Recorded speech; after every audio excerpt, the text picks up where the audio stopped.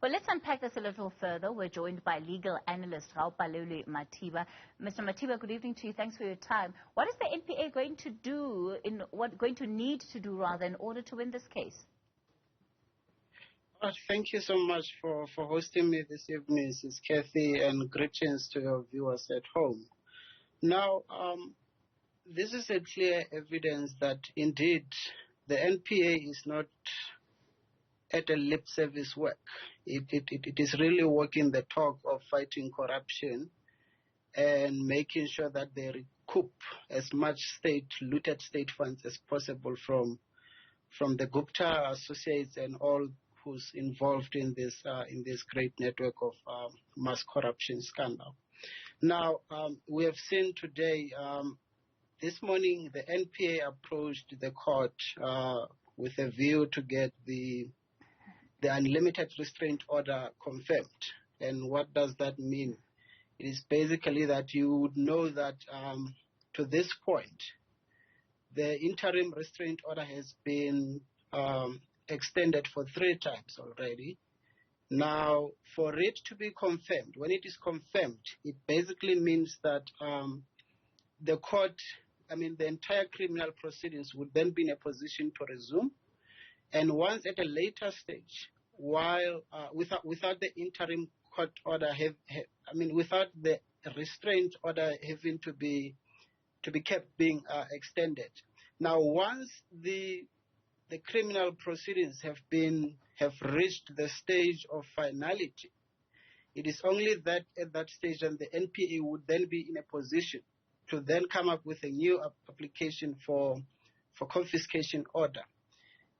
Now, when the unlawful proceeds of crime are being confiscated in terms of the poker, it would mean that all the assets that have been listed in the curator's inventory list, including the Saxon World, Gupta property, and all those ones that belongs to Sharma, they would then be auctioned, and the proceeds that would flow from the transaction of that auction would then be saved in the asset forfeiture account that is established in terms of Section 63 of the poker.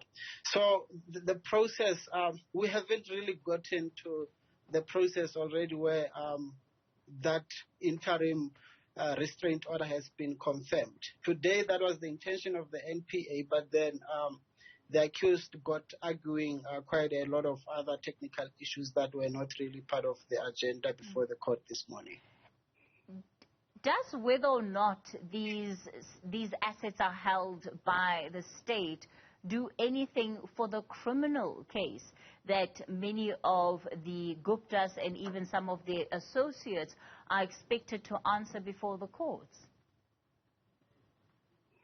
Come again, Ms. Kathy? So what I'm asking is, does the state having these assets, holding onto these assets in the interim, does it have an impact, a material impact on the cases, the other cases that they're pursuing against the Guptas or any of their associates?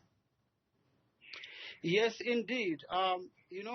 If you can study the real legal effect, the nature of whether interim or final in the form of confiscation order, having properties that were obtained through illegal means under restraint, in other words, under the control of the NPA, is a form of security that ensures that at the end of the day, the ex-ante legal standing of the state coffers that were looted would be returned to its original state.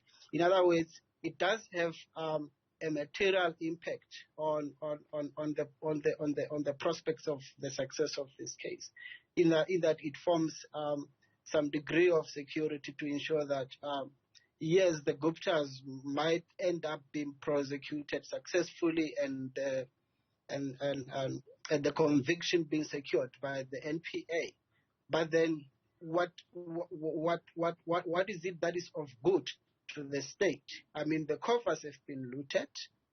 What, apart from the NPA securing a conviction the accused. Say, for instance, maybe the Gupta brothers get to be successfully extradited back into South Africa, and then they get to serve their sentence. What would then happen to ensure that the monies of the state that were stolen get to be recouped?